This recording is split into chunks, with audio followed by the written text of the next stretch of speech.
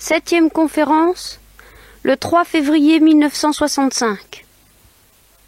La littérature moderne, qui présente pas mal d'inconvénients, peut présenter de temps en temps aussi des avantages et nous aider à sa manière à entrevoir la transcendance du mal de culpe, ce que j'ai appelé le mal de culpe, c'est-à-dire le péché, la transcendance de ce mal qui consiste à perdre notre orientation droite, notre orientation foncière à l'égard de la béatitude divine, par rapport à tous les maux d'ordre sensible qui nous accablent à première vue. Cette littérature peut aussi nous aider à comprendre que le péché, c'est un mystère se situant bien au-delà de ce que nous entendons en général par ce mot. Je vous l'ai dit la dernière fois, je crois, quand nous pensons péché, nous pensons à des transgressions plus ou moins volontaires, plus ou moins pernicieuses, généralement dues à la faiblesse plutôt qu'à la malice. Et ainsi nous avons du mal à nous rendre compte des profondeurs effrayantes que recouvre ce mot. Et je vous ai dit que pour le moment, je vais essayer, loin de donner une réponse au problème du mal, au mystère du mal, de l'aggraver en vous faisant découvrir au fond l'existence d'un mal plus grave encore que le mal visible, que le mal de peine, et dont le mal visible, le mal de peine, n'est qu'un fruit et une conséquence relativement superficielle et cutanée. Alors, il y a des écrivains qui ont ce sens-là, soit des écrivains purement diaboliques, enfin purement ténébreux, si vous voulez, plus ou moins tapageurs, d'un goût plus ou moins discutable, comme Lautréamont, par exemple, soit, ce qui me paraît beaucoup plus intéressant, des écrivains partagés, tiraillés, à la suite de Saint Paul en somme, mais dans un sens moins déterminé en faveur du bien que Saint Paul, malheureusement, tiraillés entre ces deux gouffres qui nous sollicitent de manière permanente, le gouffre de la lumière, le gouffre des ténèbres, le gouffre du bien, le gouffre du mal, le gouffre de l'amour, ou le gouffre de la haine, si vous voulez, ou tout au moins de cette espèce de froideur éternelle qui risque d'être la nôtre si nous nous enfermons dans le refus d'aimer. Je pense par exemple à Baudelaire, n'est-ce pas, déclarant qu'il y a dans le cœur humain une postulation simultanée vers et permanente vers le bien et vers le mal. Je pense à Rimbaud, moins lucide à certains égards et plus prophète à d'autres. Je pense à Dostoïevski, évidemment, et à tant d'autres, enfin, qui pressentent plus ou moins ce fait que rôde autour de nous quelque chose de beaucoup plus inquiétant que notre inconscience souvent ne se plaît à l'imaginer. Alors, bien entendu, mon rôle et mon désir, ce n'est pas de parler des ténèbres, c'est de parler de la lumière, n'est-ce pas? Mais enfin, nous avons choisi comme sujet le mystère du mal.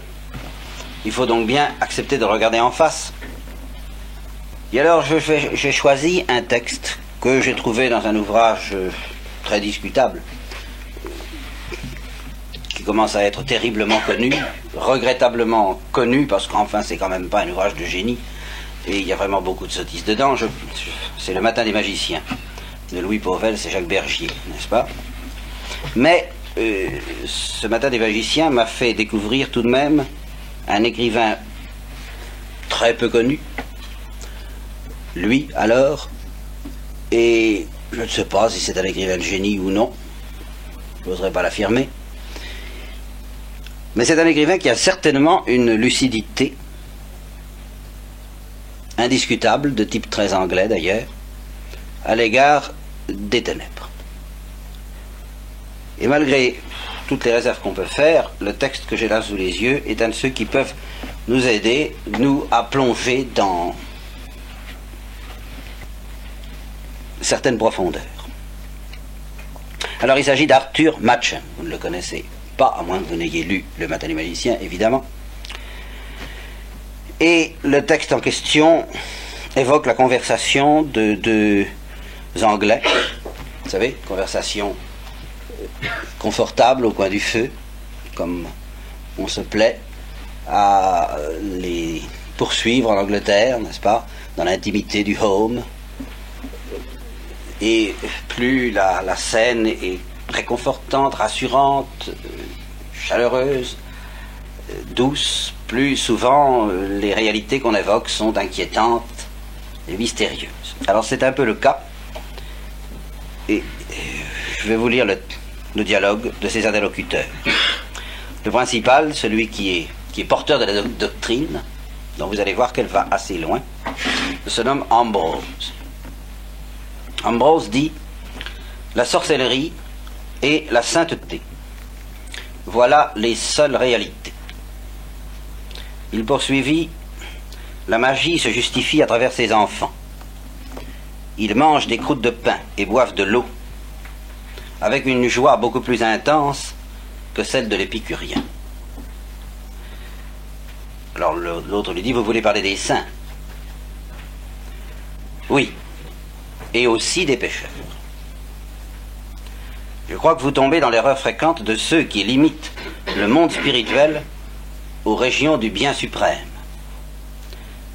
Les êtres suprêmement pervers font aussi partie du monde spirituel. Nous avons vu ça au début, quand nous avons parlé du manichéisme, dans lequel je vous ai dit, à propos duquel je vous ai dit, il n'y a pas de Dieu mauvais, il n'y a pas d'être infiniment mauvais, mais il y a des réalités spirituelles qui, tout en étant beaucoup plus spirituelles que nous, tout en étant totalement spirituelles, sont totalement déréglées. Des forces spirituelles qui sont donc mauvaises non par absence de spiritualité, mais par la déviation de la spiritualité même. C'est bien ça qu'il faut comprendre. C'est que la liberté et le monde spirituel lui-même peut s'écarter de la rectitude, et lorsqu'on s'écarte de la rectitude, non parce qu'on est faible, grossier, matériel, mais parce qu'on use d'une manière librement, d'une manière perverse de sa liberté, alors le mal est bien plus grave, et d'une certaine manière, comme nous aurons l'occasion d'y revenir, infini, d'une certaine manière. Les êtres suprêmement pervers font aussi partie du monde spirituel. L'homme ordinaire, charnel et sensuel, ne sera jamais un grand saint, ni un grand pécheur. Nous sommes pour la plupart simplement des créatures contradictoires, et somme toute négligeables. Alors ici, ça n'est plus du tout vrai du point de vue chrétien, n'est-ce pas? C'est pas à l'auteur chrétien qui parle, et à tout moment, il y aurait des rectifications à faire. Mais peu importe, nous prenons, comme les Hébreux, nous prenons les dépouilles des Égyptiens, n'est-ce pas? Nous prenons ce qui nous paraît utile et éclairant dans ces choses, dans ces dérèglements. Nous suivons notre chemin de boue quotidienne sans comprendre la signification profonde des choses. Ça, c'est un peu vrai, n'est-ce pas? C'est pourquoi le bien et le mal en nous sont identiques. Ce n'est pas vrai, cela. Ils sont d'occasion, ils sont sans importance. Il veut dire, et ça c'est vrai, que le bien et le mal en nous n'ont pas toute la densité, toute la profondeur qu'ils appellent. Voilà. Et que nous ne sommes jamais, heureusement pour nous, mauvais par essence, essentiel, enfin, avec... il y a une part d'erreur, comme le voulait Socrate, il y a une part d'accident, il y a une part d'inadvertance dans notre choix du mal, heureusement. Et il y a une part d'erreur, il y a une part de malentendu, il y a une part d'inadvertance dans notre choix du bien, malheureusement. Voyez-vous? Ça, c'est la condition humaine, ça, voyez ça. On suit la voie du bien parce qu'elle est la vérité, mais aussi parce qu'au début, elle nous chatouille agréablement, disons, n'est-ce pas? Et on suit la voie du mal, peut-être parce qu'on se révolte, mais aussi parce que on est fatigué. Vous voyez, ce sont des éléments qui viennent diminuer la profondeur de notre choix. Non pas la supprimer entièrement, comme le dit cet excellent cathare d'Arthur Machen, car c'est un véritable cathare à sa manière, ou manichéen, c'est un manichéen Arthur Machen, nettement. Vous pensez donc, lui dit son interlocuteur, qu'un grand pécheur est un ascète, tout comme le grand saint. Et alors là, voilà où ça devient intéressant et authentique. Ça devient vrai. Il répond ceux qui sont grands, voilà, ceux qui sont grands, dans le bien comme dans le mal, sont ceux qui abandonnent les copies imparfaites et vont vers les originaux parfaits. Pour moi, je n'ai aucun doute, les plus hauts d'entre les saints n'ont jamais fait une bonne action au sens courant du terme. Là encore, il exagère, n'est-ce pas? Mais ce qu'on peut retenir également de ce qu'il dit là, c'est que ce qui fait la sainteté des saints, ce ne sont pas les bonnes actions qu'ils font telles que nous les comprenons. Voyez, c'est quelque chose qui en effet est au-delà, qui est proprement inimitable, si ce n'est dans la mesure où la grâce nous est donnée de les suivre et de les imiter. Si le génie qui les anime nous est déposé en nous par la grâce du baptême, alors évidemment nous pouvons les imiter avec fruit, de manière féconde, et nous pouvons les comprendre et entrevoir ce que c'est qui fait leur sainteté. Mais en dehors de cette lumière tout à fait transcendante qui vient de la grâce, eh bien nous essayons d'expliquer, quelquefois de décrire leur sainteté par le fait que, oh là là, ils se mortifient, c'est formidable, ou bien au contraire, ils sont généreux, ils sont charitables, toutes sortes de choses qui ne sont vraiment que l'enveloppe, tout à fait extérieure. Et prenons un exemple à propos du curé d'Ars. Mais on admirait sa charité, vous voyez. Mais je crois que la manière dont il faisait la charité était plus importante que cette charité même. À savoir, il prenait grand soin de ne jamais faire la charité. Il faisait du commerce. Il disait aux mendiants, « Ah, vous devez avoir quelques petites croûtes dans votre sac que je voudrais bien me procurer. Est-ce que vous voudriez me les donner? Ou si je vous donnerai quelque chose en échange. » Alors il leur donnait des brioches, des gâteaux, enfin, etc. Et le résultat, c'est qu'ils ne faisaient pas la charité. Et là est la marque, vous voyez, du saint. Et non pas la bonne action, justement, au sens où nous l'entendons, au sens courant du terme. Je ne sais pas si je me fais comprendre. Vous voyez, il y a une enveloppe extérieure. En fait, les saints font des bonnes actions de ce genre, mais ce n'est pas à cause de cela qu'ils sont des saints. C'est à cause de la manière inimitable et irremplaçable, sans la grâce elle-même, dont ils le font.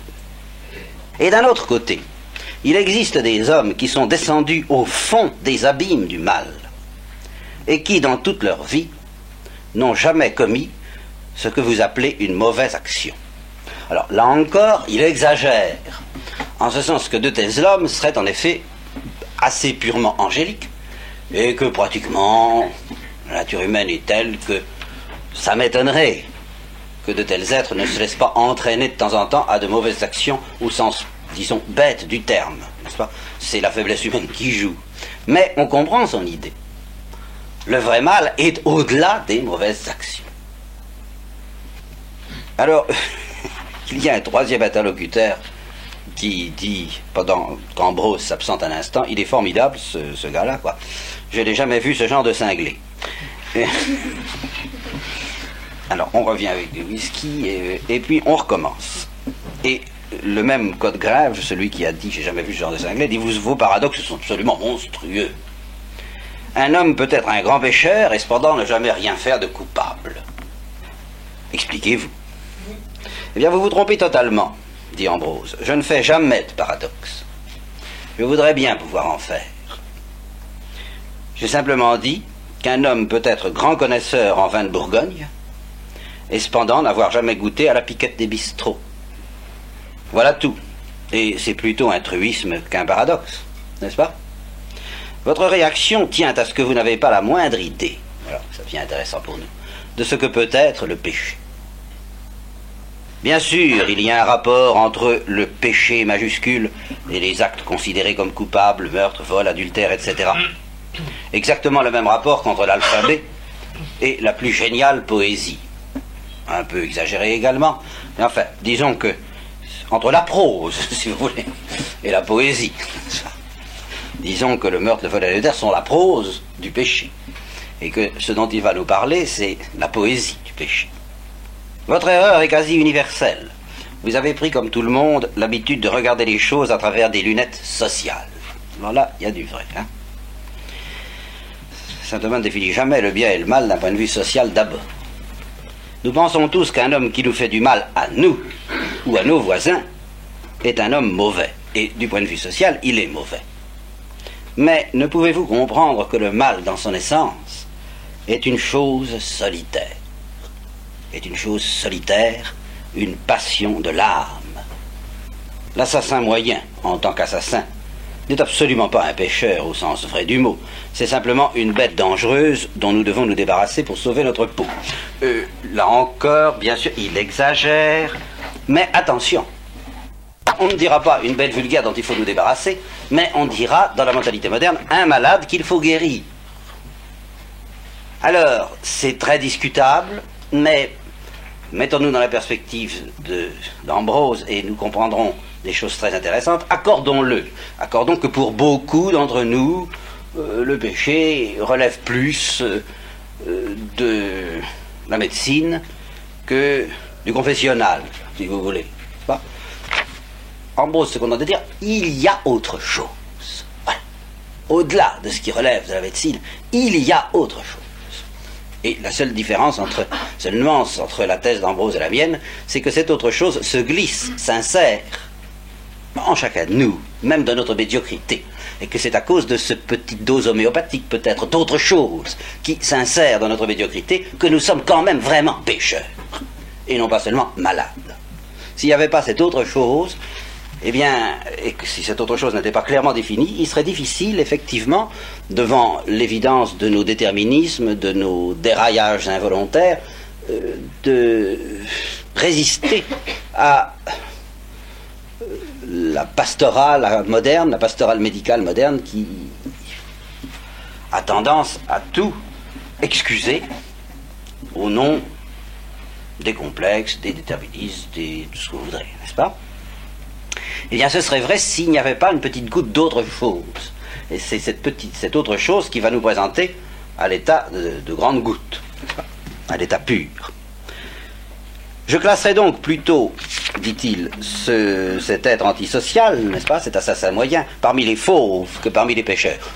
Transcrivons parmi les malades, n'est-ce pas? Tout ça me semble assez étrange, lui dit l'autre. Ça ne l'est pas. L'assassin ne tue pas pour des raisons positives, mais négatives. Il lui manque quelque chose que les non-meurtriers possèdent.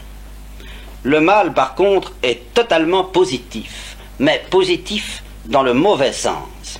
Il veut dire, le mal n'est pas une défaillance de notre liberté. Il est un choix entièrement voulu, mais voulu dans le désordre, voulu à côté de l'ordre et contre l'ordre. Et il est rare, le mal est rare. Oui, à l'état homéopathique, il est fréquent. Nous en sommes tous infectés, c'est ce que je vous dirais. Mais à l'état macroscopique, il est rare, heureusement, chez nous. Il y a sûrement moins de vrais pécheurs que de saints. Oui, ça j'en suis bien convaincu aussi et je m'en réjouis. Quant à ceux que vous appelez des criminels, alors, ce sont des êtres gênants, bien entendu, et dont la société a raison de se garder, mais entre leurs actes antisociaux et le mal, il y a une sacrée marge, croyez-moi, n'est-ce pas? Alors, c'est toujours la même chose, je dirais, chez ces criminels, il risque d'y avoir quand même un petit peu de vrai mal, et même quelquefois beaucoup. Mais qu'il y ait une marge considérable encore entre ces êtres et le mal à l'état pur, oui, j'en conviens. Savez-vous que vous m'intéressez énormément, dit l'interlocuteur. Vous croyez donc que nous ne comprenons pas la vraie nature du mal? Nous le surestimons ou bien nous le sous-estimons. Oui, nous le surestimons en tant qu'il est fracassant, voyez, et affolant pour notre imagination, et nous le sous-estimons en tant qu'il est spirituel. D'une part, nous appelons péché les infractions au règlement de la société, aux tabous sociaux, c'est une absurde exagération. Là, je répète que c'est lui qui exagère. Les tabous sociaux ne sont pas purement et simplement des lois arbitraires telles que la nécessité de rouler à gauche ou à droite. Ils ont une consistance profonde et finalement spirituelle. Mais ça, je ne peux pas lui demander de comprendre cela. D'autre part, nous attachons une importance si énorme au péché qui consiste à mettre la main sur nos biens ou nos femmes que nous avons tout à fait perdu de vue ce qu'il y a d'horrible dans les vrais péchés. Mais qu'est-ce donc alors que le péché? Je suis obligé de répondre à votre question par d'autres questions. Que ressentiriez-vous si votre chat ou votre chien se mettait à vous parler avec une voix humaine? Si les roses de votre jardin se mettaient à chanter? Si les pierres de la route se mettaient à grossir sous vos yeux? Nous sommes en plein surréalisme, mais voyez justement l'intérêt éventuel du surréalisme, nous faire pressentir le mystère du péché. Ces exemples peuvent vous donner une vague idée de ce que c'est réellement le péché. Et là, vous voyez, c'est pas entièrement à négliger quand on pense à la prière qu'on me faisait dire dans mon enfance, je ne sais pas si prière du soir, si on vous l'a fait dire encore, sur cette année de lumière, Esprit Saint, dissiper les ténèbres qui me cachent la laideur et la malice du péché. Eh bien, ces procédés qui ne sont pas recommandables pour les personnes pures et les enfants encore moins, être mis en présence de désordres imaginables, n'est-ce pas, de cauchemars. Si nous faisons un effort de réflexion en face de ce que nous voyons, pour y voir une parabole de ce qu'est au plan spirituel le péché, ça peut nous être utile. Et d'ailleurs, c'est très évangélique, l'esprit de l'évangile du Christ étant bien de nous faire pressentir que dans les laideurs corporelles qu'il vient guérir, nous pouvons trouver une image de la laideur bien pire de l'état de nos âmes. Vous m'étonnez, j'avais jamais pensé à tout ça. S'il en est vraiment ainsi, il faut tout retourner. Alors selon vous, l'essence du péché serait, et Ambrose répond, vouloir prendre le ciel d'assaut. Alors ça, c'est une définition rigoureuse au point de vue théologique, de la théologie la plus catholique. Qu'il s'agisse de Satan, qu'il s'agisse de nos premiers parents, ou qu'il s'agisse du péché qui semble se dessiner comme péché collectif de l'humanité entière depuis quelques siècles, et qui risque de s'intensifier jusqu'à l'arrivée de l'Antéchrist, eh bien, il s'agit de ça, vouloir prendre le ciel d'assaut, s'emparer du feu du ciel, comme Prométhée, franchir une barrière interdite par ses propres moyens. Le péché réside pour moi dans la volonté de pénétrer de manière interdite dans une sphère autre et plus haute. Dans une sphère autre et plus haute. Vous devez donc comprendre pourquoi il est si rare. Peu d'hommes, en vérité, désirent pénétrer dans d'autres sphères. Oui, maintenant, ça commence à se répandre de plus en plus, car, ça, c'est encore une chose que je n'ai pas le temps de vous dire, pas tout vous dire en une seconde, nous sommes en effet foncièrement impotents par nous-mêmes, autant en face du mal qu'en face du bien. C'est une des caractéristiques foncières de la nature humaine qu'elle n'est pas capable par elle-même de faire quelque chose de sérieux, bien la thèse de cet auteur, dans le sens du bien comme dans le sens du mal. C'est pourquoi, dès le début, l'homme a été mis en contact avec les anges qui allaient l'aider, lui, à en mettre un coup. Aussi, tant dans le sens du mal que dans le sens du bien. Pour être vraiment pécheur ou pour être vraiment un saint, nous avons besoin du secours des anges. Nous ne pouvons pas, pardon, ça nous dépasse. De sorte que peu d'hommes, par eux-mêmes, ont un désir vraiment violent de pénétrer dans d'autres sphères, qu'elles soient hautes ou basses, de façon permise ou défendue. Mais avec le secours des anges, ça vient. Vous voyez ? Ça vient avec le secours des bons anges, chez les saints, de plus en plus nombreux, j'en ai la certitude. Et ça vient aussi avec le secours des mauvais anges, chez pas mal d'autres qui, plus ou moins consciemment, se précipitent vers la folie du péché originel. Il y a peu de saints. Et les pécheurs, au sens où je l'entends, sont encore plus rares. Je suis bien d'accord avec lui. Les hommes de génie, qui participent parfois des deux, sont rares eux aussi. Mais il est peut-être plus difficile de devenir un grand pécheur qu'un grand saint. Ça, on peut en discuter indéfiniment et interminablement. Sans grande clarté, il faudrait définir le mot difficile. Et c'est ça qui serait justement difficile. Oui, parce que le péché a en effet contre lui d'être finalement, peut-être pas au début, mais d'être finalement contre nature, de nous entraîner à renier notre nature la plus profonde. Mais le bien a contre lui de nous obliger à grimper, à nous attacher à l'être, alors qu'il y a en nous une pente qui volontiers nous entraîne vers le néant. Alors, il y a une difficulté des deux côtés. à surmonter. Autrement dit, la nature nous entraîne à nous dépasser, donc à faire cette chose qui reste difficile et qui consiste à nous dépasser et à nous offrir à quelque chose de meilleur. Pour refuser cet élan de la nature, eh bien, il faut résister, il faut se contracter, il faut se durcir, et ça aussi est difficile. Il t'est dur, dit le Christ à saint Paul, de regimber sous l'aiguillon. On dit, ça, tu vois, ça t'est dur de pécher. Tu commences à ne plus en pouvoir de pécher. Quand tu seras bien fatigué, c'est-à-dire maintenant, eh bien, venez à moi, vous qui êtes fatigués de pécher, de résister au courant de la grâce et de la nature. Quand vous n'en pourrez plus, eh bien, vous viendrez me voir. Voyez. Donc il est certain qu'il y a quelque chose de monstrueux et de difficile, d'âpre dans le vrai péché. Ça, j'en conviens. Et c'est ce que dit d'ailleurs immédiatement l'interlocuteur, parce que le péché est profondément contre nature, dit-il. Voilà. Et l'autre répond exactement. La sainteté exige un aussi grand effort, ou presque, mais c'est un effort qui s'exerce dans des voies qui étaient autrefois naturelles. Vous voyez cette nostalgie, nous sommes du paradis perdu, de l'innocence. Il s'agit de retrouver l'extase que connut l'homme avant la chute. Il a vu quelque chose quand même, cet auteur, vous savez. On n'écrit pas ça sans un pressentiment.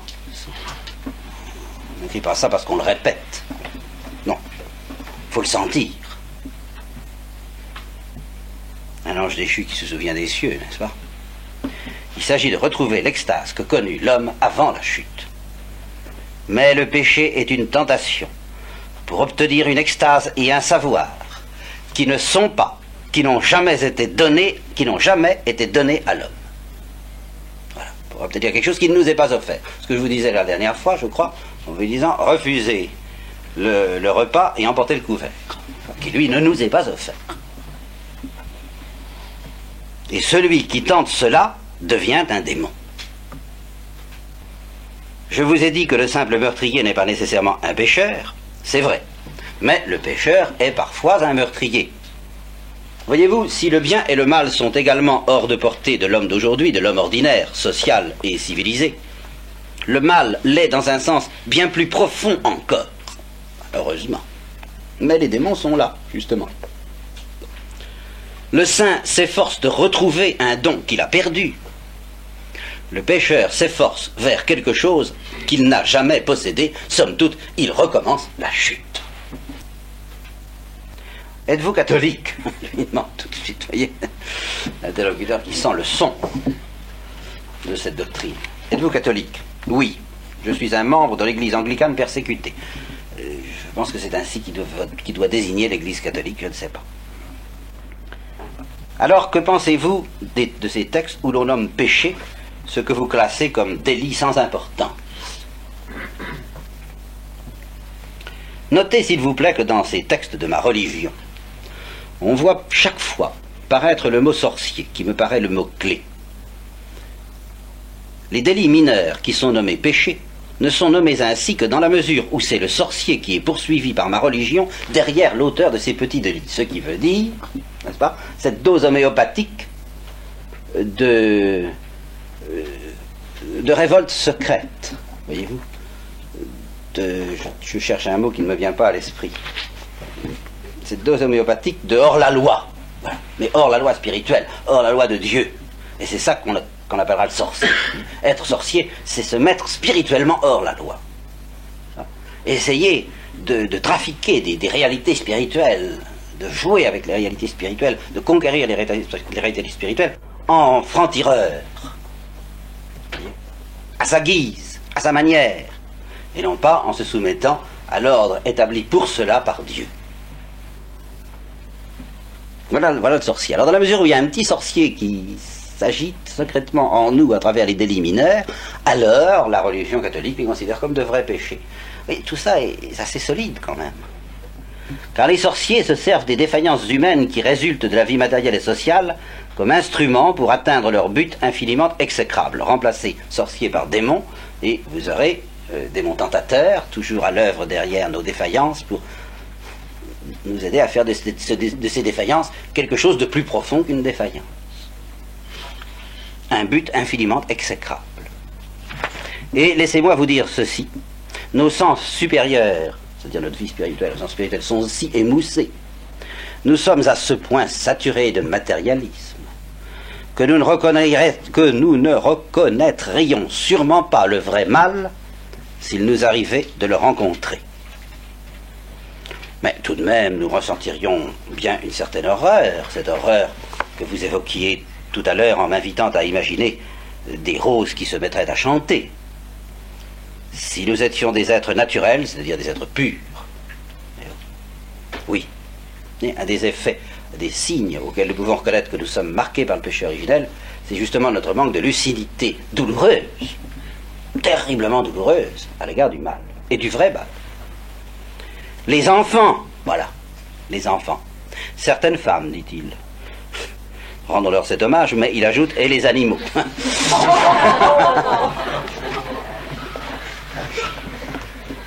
Alors, je laisse de côté, mais attention, ces trois catégories d'êtres dans la doctrine chrétienne, je laisse de côté justement les femmes, si vous permettez. Mais alors, les enfants et les animaux ont ce privilège commun d'être innocents. Vous voyez ? Alors, certaines femmes aussi peut-être, vous voyez, parce qu'il ne dit pas les femmes, bien. Certaines femmes qui participent peut-être plus ou moins au privilège de la pureté de Marie, de Sainte Vierge, n'est-ce pas ? Enfin, on voit ce qu'il veut dire. Les êtres innocents, certains êtres innocents, de ces êtres innocents qu'on voit apparaître de temps en temps, vous voyez, dans les films de Fellini, hein ? Eh bien, ces êtres-là ressentent cette horreur. Mais chez la plupart d'entre nous, les conventions, la civilisation et l'éducation ont assourdi et obscurci la nature, c'est-à-dire l'élan originel, les perceptions originelles. Parfois, nous pouvons reconnaître le mal à sa haine du bien, c'est tout, et c'est par hasard qu'on s'en aperçoit. Vous voyez, de temps en temps, on a un sursaut. Mais, en réalité, les hiérarques de l'enfer, les suppôts de Satan, passent inaperçus parmi nous. Je crois que ça risque d'être assez vrai, ça. Pensez-vous qu'ils soient eux-mêmes inconscients du mal qu'ils incarnent ? Je le pense. Le vrai mal, dans l'homme, c'est comme la sainteté et le génie. C'est une extase de l'âme, quelque chose qui passe les limites naturelles de l'esprit, qui échappe à la conscience. Un homme peut être infiniment, horriblement mauvais et ne jamais le soupçonner. Ça, je ne suis pas entièrement d'accord. Hein. Mais j'entrevois quand même ce qu'il veut dire. J'aurais peut-être un peu de mal à l'expliquer, je l'entrevois. Mais je vous le répète, le mal au sens véritable du mot est rare. Je crois même qu'il devient de plus en plus rare. Là, j'en suis pas sûr. Parce qu'il y a un progrès du mystère d'iniquité parallèle au progrès du mystère du royaume des cieux, jusqu'à ce que passe le ciel et la terre. J'essaie de vous suivre, dit Codegrave. Tant bien que mal. Vous voulez dire que le mal véritable est d'une toute autre essence que ce que nous appelons d'habitude le mal. Oui, depuis le temps qu'il répète, je pense qu'en effet, c'est ça qu'il veut dire. Absolument. Un pauvre type chauffé par l'alcool rentre chez lui et tue à coups de pied sa femme et ses enfants. C'est un meurtrier. Et Gilles de Rais aussi est un meurtrier. Mais saisissez-vous le gouffre qui les sépare. Le mot est accidentellement le même dans chaque cas, mais le sens est totalement différent. Il est certain que la même faible ressemblance existe entre tous les péchés sociaux et les vrais péchés spirituels, mais il s'agit ici de l'ombre et là de la réalité. En durcissant moins, il y a du vrai. Si vous êtes un peu théologien, vous devez comprendre. Alors nous sommes en théologie, alors nous essayons de comprendre. J'avoue que j'ai guère consacré de temps à la théologie.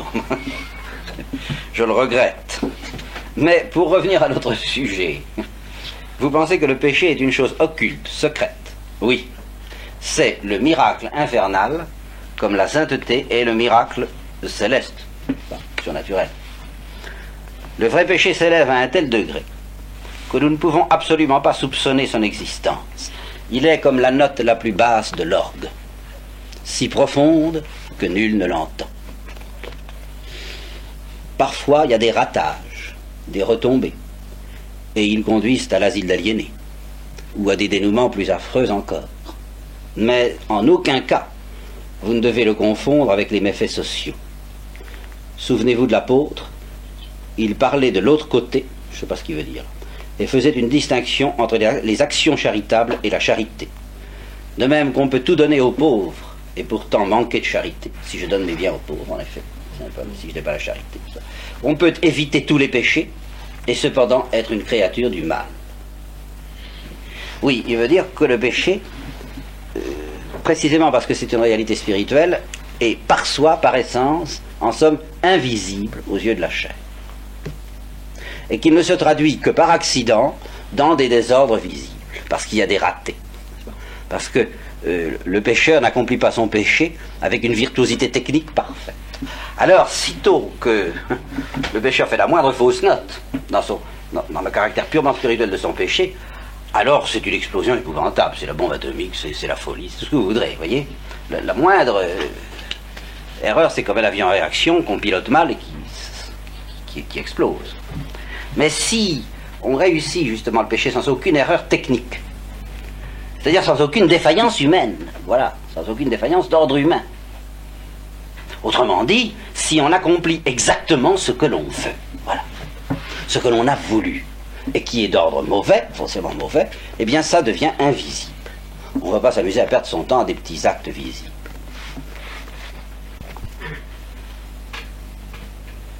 Voilà une singulière psychologie, dit l'autre, n'est-ce pas, qui fait le personnage de... Vous savez, qui fait vraiment l'interlocuteur de Socrate, là, alors là. Mais je confesse qu'elle me plaît. Je suppose que, d'après vous, le véritable pécheur pourrait fort bien passer pour un personnage inoffensif, certainement. Le mal véritable n'a rien à voir avec la société, alors il insiste, sur ce point que nous avons déjà éclairci. Le bien non plus, d'ailleurs. Croyez-vous que vous auriez eu du plaisir dans la compagnie de Saint Paul ? Il est vrai, je me rappelle, en Israël, dans le désert, j'étais allé voir une tertiaire dominicaine qui me parlait des 3 pères dominicains envoyés en mission, le mot à ne jamais prononcer à propos d'Israël, enfin envoyés en amitié, et c'est vrai d'ailleurs, c'est authentiquement vrai, c'est pas de la frime, auprès des Israéliens. Et il se trouve que tous les 3 sont, disons, déjà très rayonnants de sainteté, chacun à sa manière. Ceci dit, ils ont chacun une très forte personnalité et ils s'entendent par conséquent comme ils peuvent.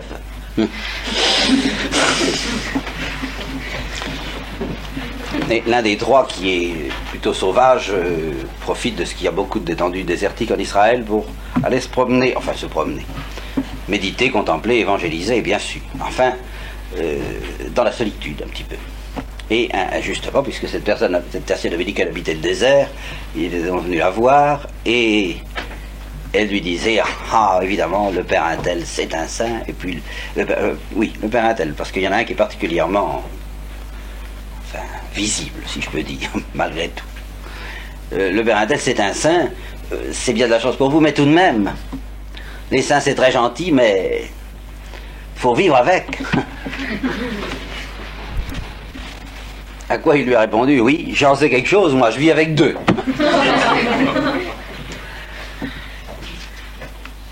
Eh bien c'est ça, les saints sont des gens qui peuvent être très très pénibles à vivre. Saint Jérôme et Saint Augustin n'auraient absolument pas pu cohabiter 3 jours, ça n'aurait pas traîné. Il ne faut pas se faire d'illusions, c'est comme ça. Alors vous croyez que vous auriez du plaisir avec Saint Paul, oui? Eh bien, que vous soyez bien entendu avec un certain Sir Galahad, je ne sais pas qui c'est. Il en va des pécheurs comme des saints. Si vous rencontriez un vrai pécheur et que vous reconnaissiez le péché en lui, il est certain que vous seriez frappé d'horreur. Mais il n'y aurait peut-être aucune raison pour que cet homme vous déplaise. Au contraire, il est très possible que si vous parveniez à oublier son péché, vous trouveriez son commerce agréable. Alors qu'inversement, si on oublie ce trésor déposé dans des vases de terre, n'est-ce pas, vases d'argile qu'on a pu soupçonner de temps en temps dans la personne du saint, si on oublie ça, alors il peut devenir facilement invivable, à nos yeux. Non, personne ne peut deviner combien le vrai mal est terrifiant. Si les roses et les lys de ce jardin chantaient soudain dans ce matin naissant, si les meubles de cette maison se mettaient à marcher en procession, comme dans le conte de Maupassant. Je suis content que vous reveniez à cette comparaison, car je voulais vous demander à quoi correspondent dans l'humanité ces prouesses imaginaires des choses dont vous parlez. Encore une fois, qu'est-ce donc alors que le péché? J'aimerais enfin un exemple concret. Pour la première fois, Ambrose hésita. Je vous l'ai dit, le vrai mal est rare. Le matérialisme de notre époque, qui a beaucoup fait pour supprimer la sainteté, a peut-être fait plus encore pour supprimer le mal, j'en suis toujours pas convaincu. Nous trouvons la terre si confortable que nous n'avons envie ni de monter, ni de descendre. Tout se passe comme si le spécialiste de l'enfer en était réduit à des travaux purement archéologiques. Voilà, peu importe. Alors, je vous ai lu ce texte pour vous mettre en présence de deux choses. Premièrement, il existe des démons. Et il existe des hommes qui cherchent réellement à les imiter. Ça est. D'une manière consciente ou pas consciente, consciente en ce sens qu'elle sait qu'elle connaît, qu'ils connaissent l'existence des démons et qu'ils veulent les rejoindre, ou inconsciente en ce sens qu'ils ne croient peut-être pas du tout à l'existence des démons, ils ne croient ni à Dieu ni à diable, comme on dit, mais malgré tout volontaires, en ce sens qu'ils ont choisi un but mauvais et qu'ils mettent à la poursuite de ce but toute l'énergie, tout l'effort pour résister aux tentations du bien, si je peux dire, que nous avons à mettre pour résister aux tentations du mal. De tels hommes existent. Deuxièmement, de tels hommes rôdent en chacun, un tel homme rôde en chacun de nous. Et alors c'est à ça que je voudrais en arriver. Notre solution, quand nous pressentons qu'il existe un ange et un démon qui se disputent la place dans notre cœur, notre solution fondamentale d'homme, notre réaction foncière en tant qu'homme, eh bien, c'est de leur dire à l'un comme à l'autre, laissez-moi tranquille, tout ça me dépasse, je préfère dormir, je préfère être tranquille. Mais cette réaction, c'est essentiellement la réaction de l'autruche. Ça peut durer ce que ça peut durer. On peut vivre comme une autruche, c'est-à-dire en refusant de voir la situation, pendant des années peut-être.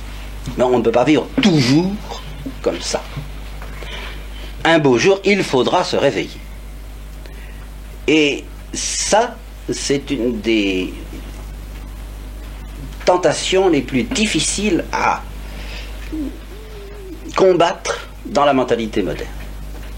Je crois sincèrement que le mal le plus profond dont sont atteints la plupart des esprits aujourd'hui, et les jeunes en particulier, c'est cette illusion qu'on peut dormir, qu'on ne peut pas nous obliger à nous réveiller si nous ne le voulons pas. Et même cette impression qui en découle petit à petit que la vraie réalité c'est le sommeil même, que tout n'est que sommeil, ce qui veut dire au bout du compte que tout n'est que néant, que tout n'est qu'une sorte de fumée passagère. Il faudrait que vous voyez bien que l'emprise de cette doctrine est incompatible avec la lucidité, par définition. Ça, on ne peut pas essayer d'établir dogmatiquement et avec toute l'énergie d'un prophète que tout n'est que sommeil. C'est contradictoire, vous comprenez? On ne peut pas mettre toute sa lucidité à montrer que la vérité, c'est l'absence de lucidité. Finalement, c'est ça. Vous voyez? Mais on peut y mettre un entêtement formidable et doctrinal. Il y a une certaine manière de dire hein, qui a raison de tout, si on veut. Qui est la grande, c'est le grand mot de Pilate, quoi. Tout ça. Devant cette constatation que chacun, très expérimental, que chacun peut faire à tout moment. Ce soir, je peux m'endormir. Et laisser tomber tout ça. Je peux m'endormir en prenant un somnifère, plus ou moins fort. Je peux m'endormir en prenant de l'alcool. Je peux m'endormir en me distrayant d'autre chose. Je peux m'endormir de toutes sortes de façons, mais je peux m'endormir. D'où, chez ceux qui prennent l'habitude, en effet, de fuir tous les problèmes, toutes les réalités, tous les abîmes, toutes les lucidités, à coups de drogue de ce genre, cette conviction irrésistible, enfin, qui s'implante petit à petit et qui devient doctrinale sans se formuler jamais en doctrine, que c'est ça qui est réel, et ce sont les choses dont on nous parle en nous disant les réalités spirituelles, soit terrifiantes, soit très belles, auxquelles nous sommes appelés, qui sont des songes.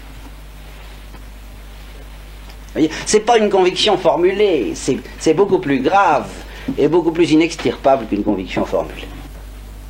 C'est une abolie systématique, si je puis dire. Il y a la phase où quelqu'un est dans sa baignoire, on lui dit il y a le feu, il faut se lever. Oh, il dit oui, il faudrait se lever, oui. On est quand même bien. Et puis il y a la phase, et c'est à ça qu'on en est, hein, vous n'y tombez pas, où ils disent après tout c'est ma baignoire qui est réelle et le feu, c'est loin. La baignoire je la touche tout de suite, je peux m'endormir dedans tout de suite. Alors, que se passera-t-il le jour où le réveil s'imposera? Parce que le réveil c'est l'être. Être convaincu que l'être existe, comme j'essaie de vous en convaincre en philosophie, ou être convaincu que le réveil existe, c'est la même chose. Et alors ce jour-là, il risque de se passer ce que disait ce brave homme à propos des camps de concentration, dont je vous parlais l'autre fois. Parce que le camp de concentration est un réveil d'une certaine manière, n'est-ce pas, évidemment. Eh bien, découvrir que, à l'heure, au fond, le jour où nous nous réveillons, et où nous sommes acculés à faire quelque chose, à dire quelque chose, à opter, eh bien notre option est contre Dieu. Et c'est pour ça, je vous invite dès maintenant à chercher où se situe votre option. C'est pas si facile que ça. Où est-elle? De quel esprit êtes-vous? De quel esprit sommes-nous?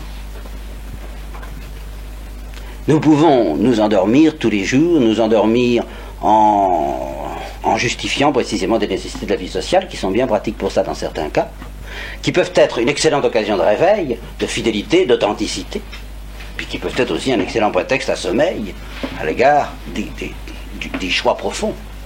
N'est-ce pas? Ça. Je me rappelle un de nos pères, quand j'étais novice, qui avait été appelé au chevet d'une malade, et elle était dans le coma,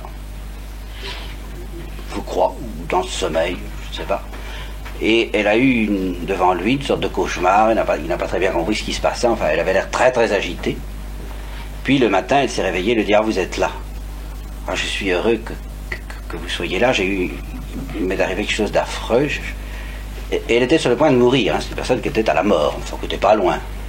Je me suis vu devant Dieu, et je disais non à Dieu, et j'en voulais pas. C'est ce qui est très curieux, c'est ça, c'est que, en somme, ce que nous sommes au plus profond de nous-mêmes, notre volonté ultime, là, le poids vers lequel s'oriente notre liberté la plus profonde et la plus intime, lorsque nous le découvrons presque comme nous découvririons un être étranger à nous. Je veux dire un être étranger à notre conscience habituelle, à notre conscience quotidienne, banale et bête. Vous voyez ? Nous découvrons qu'il existe en nous quelque chose d'énorme. Et par rapport à notre petite conscience qui croit que le sommeil c'est le réel, cette chose énorme nous paraît comme un être étranger. Et stupéfiant. Nous ne nous croyions pas capables de ça, capables au fond d'une telle grandeur et d'une telle option, car on peut se réveiller aussi en découvrant que nous ne sommes que supplication, que nous ne sommes que élan vers Dieu.